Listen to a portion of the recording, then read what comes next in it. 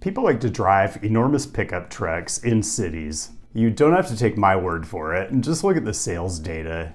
Well, today I wanted to get a little further into it and ask why.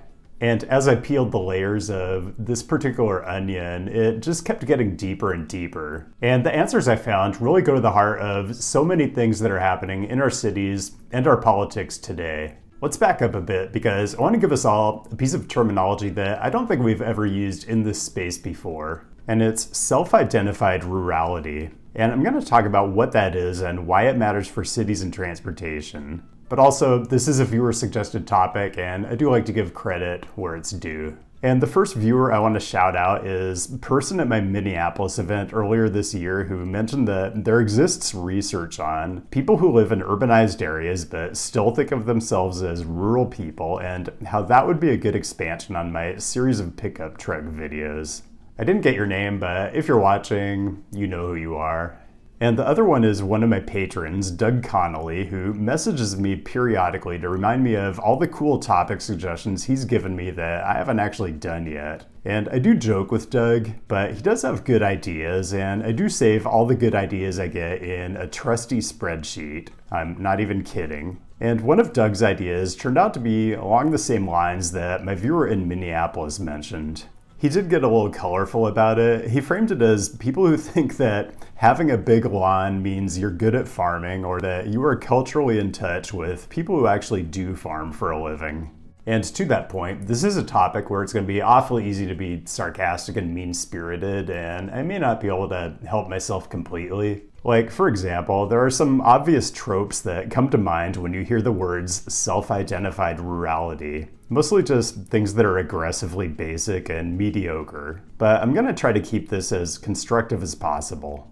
So let's get to the first piece of this, which is academic papers. And what's interesting is the most relevant papers I found in my research were literature from like the healthcare and medicine fields. Publications like Medicine and the Journal of Rural Health. And you'll start to understand why this is as we talk through it. But just to give you a hint, this passage from a paper entitled A Comparison Between Perceived Rurality and Established Geographic Rural Status Among Indiana Residents. Rural-urban geographic designations are often used as a proxy to help understand individuals' livelihood and social conditions that affect domains such as health behaviors, access to healthcare services, and socioeconomic needs. However, individuals who live in areas of relatively high population density may still self-identify as rural. Now, fair warning, these papers can be a bit opaque and dry, so I'm going to kind of peel them apart as we go through and give you my thoughts on ideas we can apply outside the field of medicine. But even the papers themselves acknowledge some of the larger dynamics at play.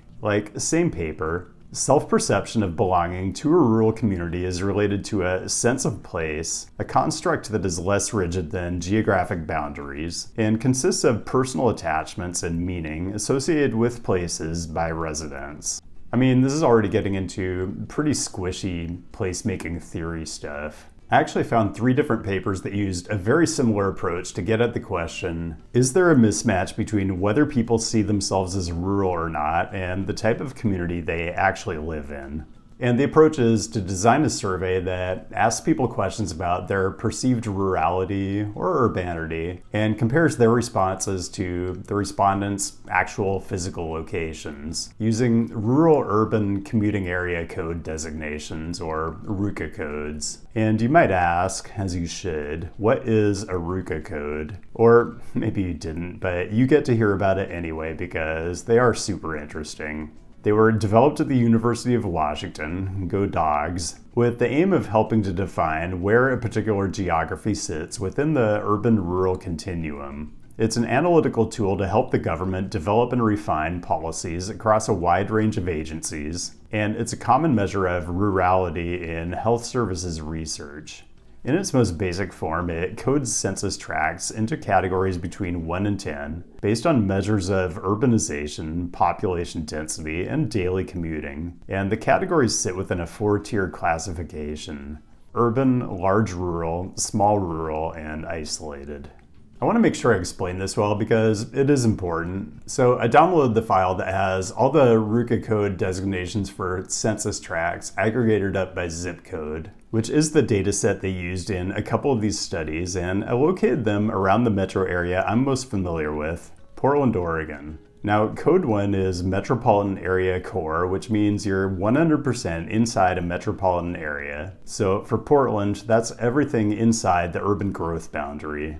Hillsboro, Code 1. Sherwood, Code 1. Wilsonville, Code 1. Troutdale? Yeah, Troutdale too. You get the picture. And you might say, those are not urban areas, those are suburban, but suburban is not a category that exists in census data. In census world, a location is either urban or it's rural. There's no in between, which really comports with how I think about suburbs, which is that for the most part, they're non-places. Like if you live in a metropolitan area but you aren't in the core city, you're just experiencing a less optimal version of urban living. So Code 1 is interesting, but what I really want to talk about is RUCA Code 2. And as I show you these places, keep in mind the definition.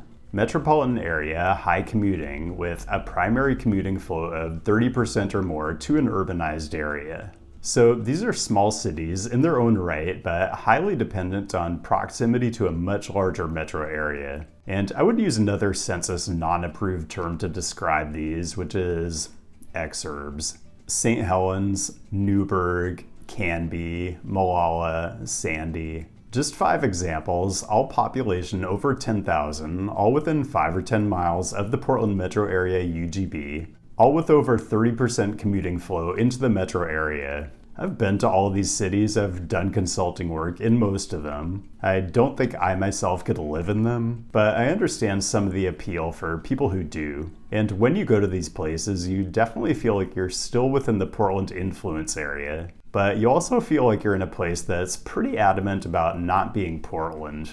And to be fair, all of these are cities that were platted around 150 years ago when Portland was much, much smaller. But over time, they've been swallowed up by the metropolitan vortex, and they've taken on a new identity as exurban enclaves for people who want all the advantages of being near a big city, but want to think of themselves as separate from it. This all goes along with what are really global trends over time. The urban share of America's population was vanishingly small when most of these cities were founded, but that share now stands at around 80%. So that's RUCA Code 2, basically exurbs. So now that I've explained the distinction between RUCA 1 and RUCA 2, let me just say that basically all these studies found the exact same thing. And I'm going to illustrate this with a chart from the paper, Self-Identified Rurality in a Nationally Representative Population in the US. 22% of survey respondents in RUCA 1, so fully within US metropolitan areas, perceive themselves as rural. That's a huge number, and it's maybe the most problematic thing in all of this. But that number is 80% for people in RUCA 2, which are basically small cities that are dependent on a nearby metro area for jobs, commerce, culture, fine dining options, whatever. And note one more interesting thing here. People in RUCA 4, micropolitan rural, which is cities between 10,000 and 50,000 with primarily internal commuting flows, are more likely to see themselves as urban than people who live in similar sized cities that are closer to metro areas and more dependent on them. So in Northwest Oregon, Newburgh, about 5 miles outside the Portland UGB, is RUCA 2, and McMinnville, around the same size and 10 miles further out, is RUCA 4. Again, nationwide, people in RUCA 4 are more likely to see themselves as urban than people in RUCA 2. It obviously doesn't make any logical sense, so I'm guessing it's just reactionary tribal identity stuff. There's a ton more to get to, but I just insert right here that the fact that over 20% of people who live in literal metropolitan areas conceive of themselves as rural, and 80% of people in exurbs that are like wholly dependent on the nearby metro area also see themselves as rural, is very much the identity politics battleground where elections and ideological debates are being won and lost right now. So in terms of study conclusions and recommendations for healthcare researchers, For the self-identified rurality paper, they simply reclassified everything in the RUCA 2 and 3 designations as rural because it just gave them a much better model fit. In other words, the solution for people who think of themselves as rural, even though they live in places that obviously aren't, is just to humor their delusions. And before I get completely exasperated with this whole thing, I just want to make clear that there are really important reasons to make these distinctions. And it's summed up well in yet another paper that explores the same dynamic, Concordance of Rural-Urban Self-Identity and Zip Code-Derived Rural-Urban Commuting Area Designation. And this one hints at the public health ramifications, which I'll talk more about later. For contextual measures that are purely tied to physical location, such as environmental exposures, perception of one's own rurality, urbanicity, that's a new term for me, may not influence health outcomes compared to residence-based rural-urban classification, which would measure physical proximity. For health-related behaviors, however, individual perception versus residential categorization could be part of the causal pathway for a given health behavior. And that part gets really interesting, so stay with me. But I just want to pause here to say the whole concept of self-identified rurality is really pretty hilarious if you think about it. These are almost certainly the exact same people who get really upset if they see pronouns in your bio or your email signature. They don't think trans people are a real thing. They're the people who bristle the most when they hear the words, "I identify as blank." But we're supposed to bend over backwards to pander to them when they live in a clearly urban area but want to identify as rural people. They're the exact people who spend the most time online railing about identity politics, but name me a single identity group that's benefited more politically in the last 10 years than people who live in exurbs and outer ring suburbs. Recategorizing these people as rural just because they think they are, let's just call it what it is, identity affirming care. Quick recommendation, if you want to hear someone else rant about this much more coherently than I do, Dan Savage on David Roberts Volt's podcast really delves into this dynamic of exurbanites cosplaying or LARPing as rugged individualists, when everything about the way they live really depends on proximity to, and honestly, the extraction of wealth created in cities to pay for their wasteful lifestyle.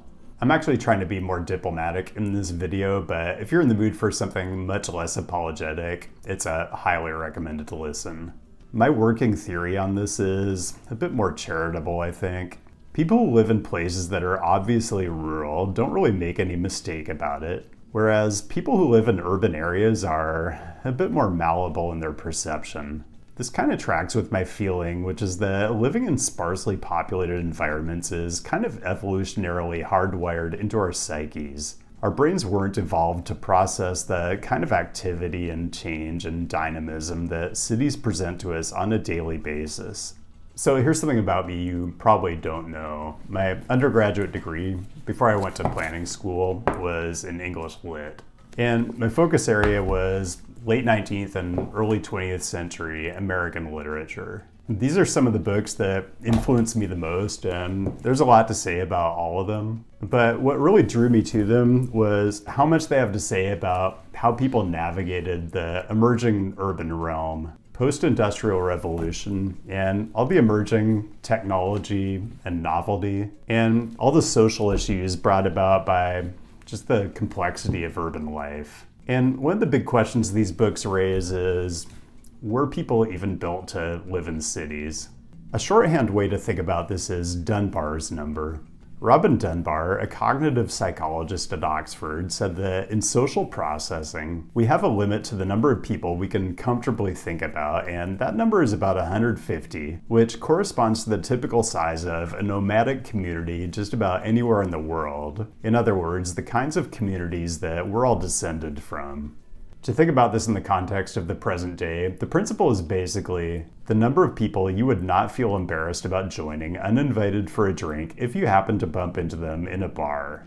And I think this is at the core of why people have trouble identifying themselves as city people, even when they live in one. Now, the flip side is, I also don't think people were evolved to live in a single family house in a low density area and spend their days super commuting in their F-150 or driving to big box stores to stock up on alcohol and calorie dense comfort foods as if every day is Thanksgiving. And maybe that's a slight exaggeration of the way rural identifying people live, although maybe not once I give you the punchline of these academic papers. But the point I want to make is, it's probably more accurate to say none of us were quote-unquote evolved to live in the modern world at all. And we also have no choice in the matter. The human condition, people. So let's get to the core of why literature in the field of medicine was what came up when I researched this whole dynamic. From the Perceived Rurality paper, rural populations experience higher obesity rates, low physical activity levels, higher smoking rates, and greater alcohol consumption. These are all risk factors for chronic diseases like cancer, diabetes, and heart disease. Moreover, rural populations across all racial/ethnic groups have higher all-cause mortality rates than do their urban counterparts. And from the Self-Identified Rurality paper, rural residents suffer higher all-cause mortality and are more likely to die of each of the 10 leading causes of death, including heart disease, cancer, accidents, man, that word is doing a lot of work, chronic lower respiratory disease, stroke, Alzheimer's, diabetes, kidney disease, influenza and pneumonia, and suicide. While mortality rates of urban residents have been decreasing over the past 10 years, mortality rates among rural residents remain stagnant, resulting in a widening mortality disparity. And the point these papers make is most of these are not environmental risk factors based on the location where you live. They're social and lifestyle risk factors stemming from behaviors people adopt when they consider themselves rural people. Okay, this is grim stuff, so let's pause briefly.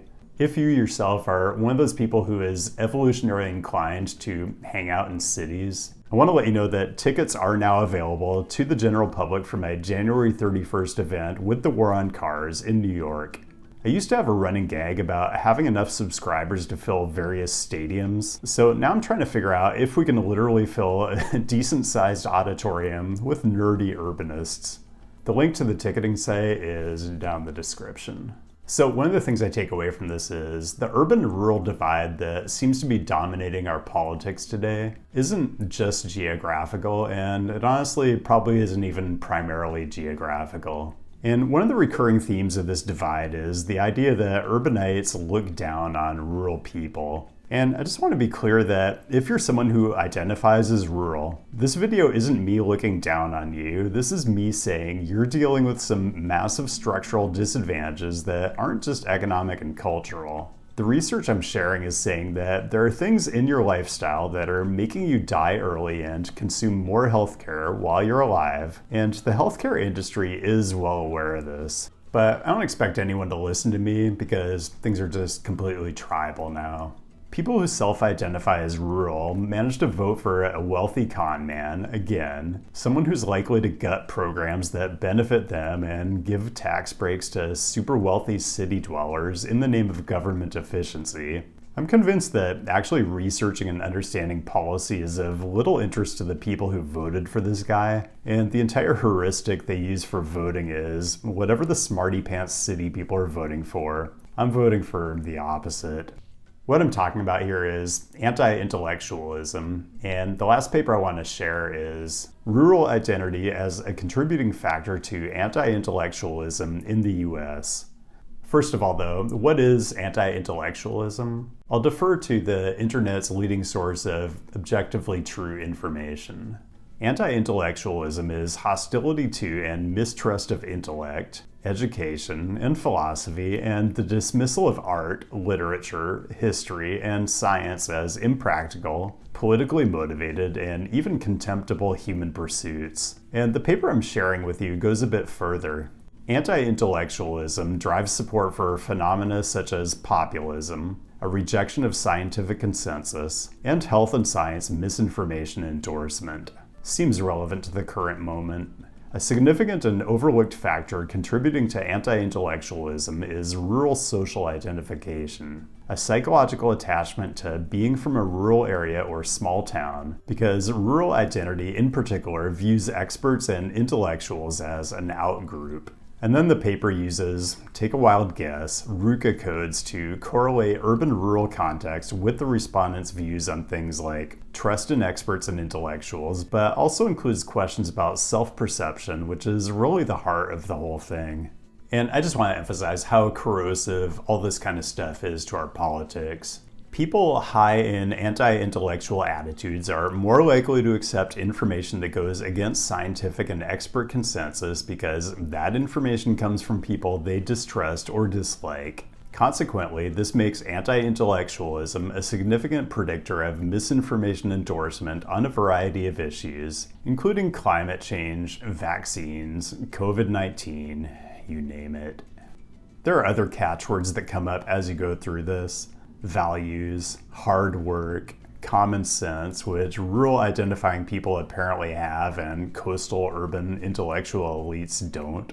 Kind of overrated in my opinion. I mean, I'm not saying city people always get it right, but there are lots of things that were once considered common sense that are now considered the furthest thing from it.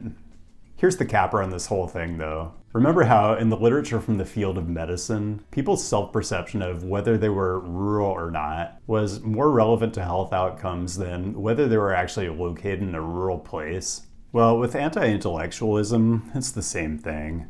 Notably, the relationship between rural identity and anti-intellectualism does not seem to be conditional on whether the rural identifier actually lives in a rural or small town. This implies that when it comes to certain attitudes, place is, in many ways, a construct in the mind rather than a physical location. I think that's going to be the new catchphrase for this channel. Another theory for you. Political outcomes now seem to depend on the extent to which suburbanites and exurbanites can be made to feel that they just aren't even part of the city at all. But this is never true. You don't randomly live in a suburb because it's a nice place to live in a vacuum on its own merits. You live there because it has proximity to all the opportunities and amenities and economies of scale that a city has. Even if you don't avail yourself of everything the city has to offer, it's always there. But now we know beyond all doubt that there's political advantage in coddling people who like to cosplay as rugged individualists, even as they commute in their Ram 1500 every day to a job in the metro area, which is where all the jobs always are. And there's apparently no political advantage in disabusing them of this fantasy. The dirty secret underlying all of this is that cities are engines of creativity and wealth creation, and low-density suburbs and exurbs exist to extract that wealth and use it to support wasteful, inefficient, and environmentally harmful lifestyles. I'm not going to do a whole video about that because it's already been done, and if you haven't seen it, you should go watch. But I'll just close with a personal story. One of the areas I specialized in when I was consulting was developing and updating transportation impact fees, or TIFs, or sometimes you call them system development charges, or SDCs. It's basically the fee a city or a county charges new development to support the construction of the new transportation facilities they're going to need to support that development. There's a lot of math in it, but essentially you're looking at, say, a county's capital improvement plan, or CIP, and using modeling to figure out the proportion of trips from different TIF districts that are going to use different projects in the CIP.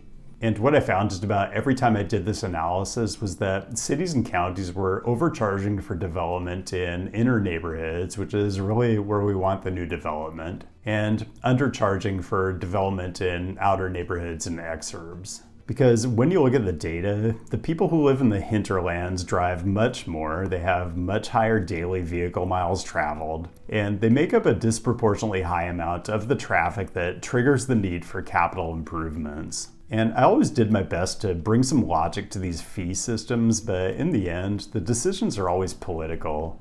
I mean, I definitely heard the argument that city dwellers are the ones who should be footing the bill for new roads leading in and out of their cities because they're the ones who benefit somehow from people driving in and spending money and then leaving. I just never bought that. I think it's absurd. Anyway, if you want me to do a whole technical video on TIFs and STCs, just let me know down in the comments, all 10 of you. Final word. As a not very intellectual city dweller to any rural identifying viewers who may be watching, crazier things have happened. I don't look down on you if the place you live is small and sparsely populated. Hell, I even kind of like some of those places. I only look down on you if your understanding of the world is small and sparsely populated, because that makes you an easy target for misinformation, and that leads to political outcomes that harm me and the people and places I care about. And those outcomes probably aren't good for you either. So you might have noticed, I use a lot of peer-reviewed research when I'm putting together this kind of video. And I do that so I can feel like I'm on rock-solid footing when I'm making a claim or trying to put together some kind of argument. It's the same in my personal life. Most big decisions I make, I like to go find the data and/or independent resources that can help me make the right choices. GiveWell provides an independent resource to help you with a very specific kind of decision: how to best allocate your charitable donations. GiveWell is a nonprofit that spent over 15 years researching and analyzing charitable organizations, and they only direct funding to a few of the highest impact opportunities they've found. They're dedicated to providing a path for as many donors as possible to make informed decisions that maximize the power of their giving. They make all their research and recommendations accessible on their site at no cost. You can make tax-deductible donations to their recommended funds or charities, and GiveWell doesn't take a cut. Over 125,000 donors have used GiveWell to donate more than $2 billion, and rigorous evidence suggests that these donations will save over 200,000 lives and improve the lives of millions more people. So you can imagine why GiveWell's approach is appealing for someone who has my personality quirks. Because make no mistake, I am a maximizer. And what that means is I find it hard to be decisive unless I feel very confident I'm choosing the optimal thing. This manifests in all kinds of ways, some of them completely counterproductive, most of them forgivable. Like, for example, when I have made recommendations to donate to nonprofits on this channel, there are things related to urbanism and transportation that I actually know about. But when it comes to things that save literally hundreds of thousands of lives, like malaria treatment, I'm kind of hopeless, which means I might not do anything at all, which is not an optimal outcome. GiveWell solves that problem. So if you've never donated to GiveWell's recommended charities before, you can have your donation matched up to $100 before the end of the year, or as long as matching funds last. To claim your match, go to givewell.org and at checkout, select YouTube and enter City Nerd. GiveWell is extremely data-driven, so they want to know how people heard about what they do. You want to get your donation matched. Everybody wins. So make sure to let them know this channel sent you. Again, that's givewell.org to donate or to learn more. And that's all I've got. Thanks for joining, and thanks as always to the patrons whose direct support means I can just change it up every week and not have to worry too much about how the content recommendation system is going to react to it. It means I can just do what I do. Keep the great topic suggestions coming. I'll be back with a new episode next week, and I'll see you then.